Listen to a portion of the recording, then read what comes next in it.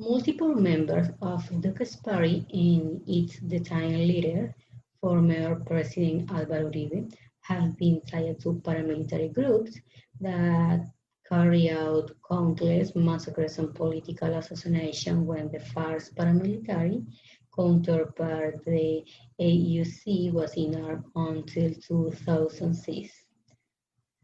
Last year saw some of the lowest homicide figures in decades, partially because of the 2016 peace deal between the Colombian state and the left-wing guerrilla Revolutionary Armed Force of Colombia. The sudden spike in massacres followed the mass killing of human rights defenders and community leaders that left at least 440 dead since the beginning of the peace process between the government and the FARC that has been fiercely opposed by the president's far-right party, the Democratic Center. Good evening. Massacres in Colombia. According to a report delivered by the In the Past Conflict, Peace and Human Rights Observatory, 51 massacres have been committed in 2020. A figure update today. The report placed August as the month in which the most massacres were committed.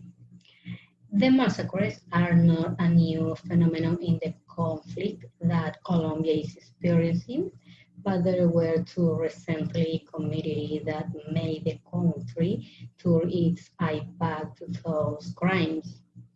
A string of murders in various parts of Colombia this month has arrived, concerned that the country is once again on a slow descent into violence. The violent cycle started on August 20 when police found the bodies of 5 teenagers bearing signs of torture and gunshot wounds in the southwestern city of Cali. The victims were Afro-Colombian teenagers who lived in the neighborhood populated by families displaced by the years-long conflict between government forces and left-wing guerrillas. The isolated young people, some of them university students, were murdered while they were having a barbecue in country house in Samaniego in the department of Nariño.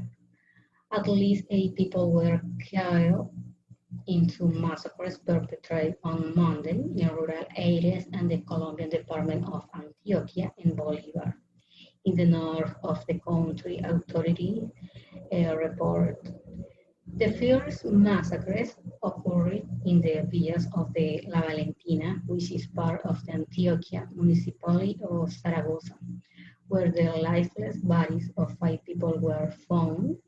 The second was perpetrated in Cimiti in the southern Caribbean department of Bolívar, where 3 people were killed in the Cahuisis area.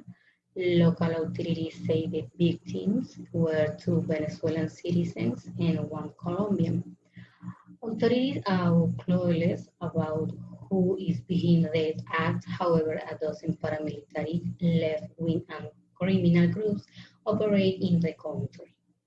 The deteriorating situation has shone a spotlight on the government of President Iván Duque, who has made matters worse by engaging in warplane. Duque and his officials have been using the euphemism collective homicide to describe the massacres, something which Colombian news outlets see as an attempt to cover up the security lapse.